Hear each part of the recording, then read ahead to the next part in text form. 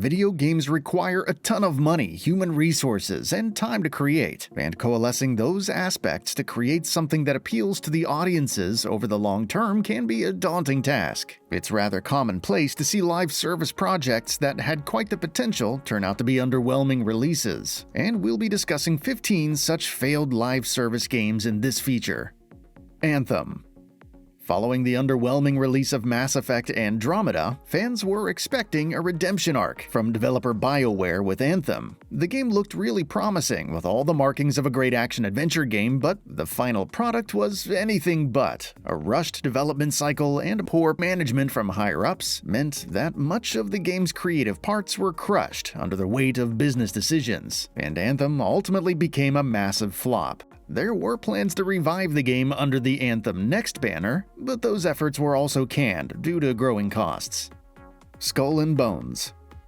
Skull and Bones was the developer's effort to translate its adrenaline-pumping naval combat gameplay mechanics into a live service format. The game spent years and years in development hell, surviving multiple changes and differing creative directions before finally releasing just a few days ago. And suffice to say, the reception has been poor. It might be too early to call the verdict on this one, but the chance of Skull and Bones' sinking ship reaching the shores of live service success is looking pretty slim at the moment.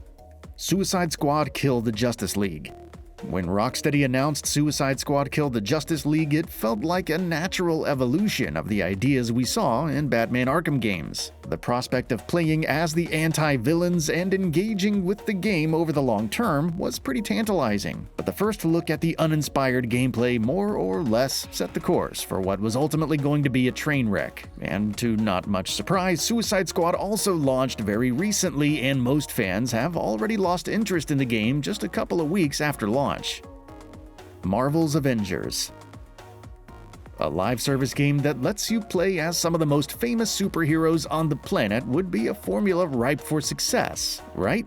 Well, that's what the developer thought when it laid down the blueprint for what would ultimately become Marvel's Avengers. The live service elements felt shoehorned into the final product, and a lack of engaging endgame portion and grindy progression mechanics didn't really help either. And to top it all off, the game released in an extremely buggy state, making it one of the biggest flops in recent memory. While the developer did make some effort in turning it around into a success, with post-launch DLC, it eventually became clear that many of its biggest problems were rooted in the foundational elements of the game, and that wasn't really something they could repair with a finished product. Knockout City. Knockout City was a really fun multiplayer game with an interesting art direction and unique mechanics, and developer Velan Studios was able to accrue a sizable player base through those aspects. But player interest unfortunately waned over time due to a variety of reasons, and the developer started to withdraw support with failing player counts, resulting in a slow death of this once promising multiplayer IP. Hyperscape. Yet another developer trying to capitalize on the Battle Royale hype train with Hyperscape, a game that combines fast and fluid movement mechanics with unique features that were specifically catered towards streamers. There isn't anything inherently wrong with Hyperscape's set of mechanics, and it did gain some success on an initial level, but the game just wasn't able to sustain that success in the long run. Evolve.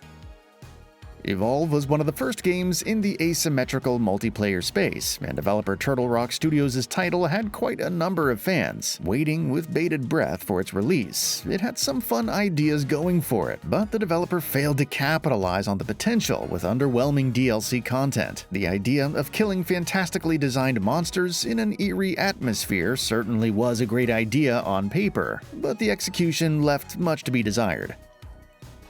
Foamstars.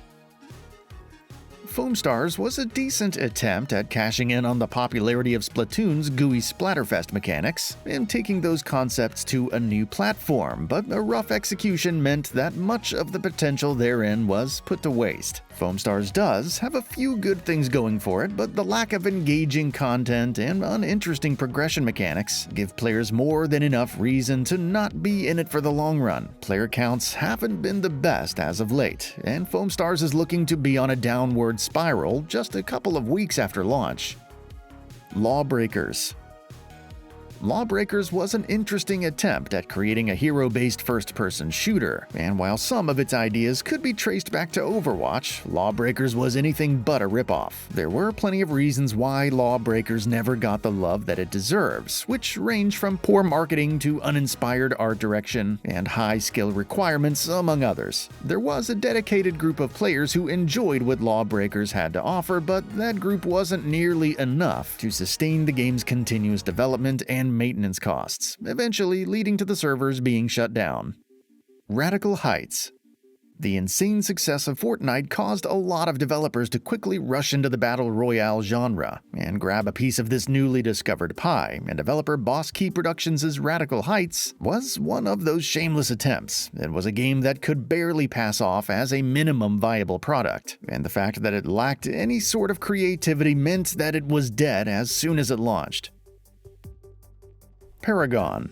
Epic Games tried to capture the lucrative MOBA market with Paragon, but failed to create much impact in the long term. The game managed to earn some faithful players when early access was first released in 2016, but complaints regarding its mechanics and quirks weren't addressed in a feasible manner. There was a very clear distinction between the direction that the developers took with Paragon and what developers wanted out of it, and with no common ground achieved, player counts trickled down and developers started to withdraw support, eventually causing servers to be shut down.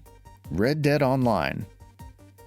Red Dead Redemption 2 is an undisputed masterpiece, and it continues to stand as a towering achievement for storytelling in video games. It is pretty sad then that the online component of the game can't be praised on a similar level, and a lot of that could be blamed on the developers' inability to drop meaningful content updates to keep players hooked in the long run. The runaway success of Grand Theft Auto V's online component meant that RDO was mostly kept on life support, and that eventually led to player counts dropping, and it ultimately turned out to be a failure. Rocket Arena. Rocket Arena was yet another attempt by EA to cash in on the popularity of gaming trends, and the developer tried to take on the team-based mayhem of Overwatch with a few tricks up its own sleeve. Rocket Arena had somewhat of an interesting art style and compelling mechanics, but it also had an equal share of glaring issues, ranging from game balance to progression and lack of content, among others. Players quickly lost interest in the game soon after its release, causing a premature end to what could have been a promising IP. Battlefield 2042.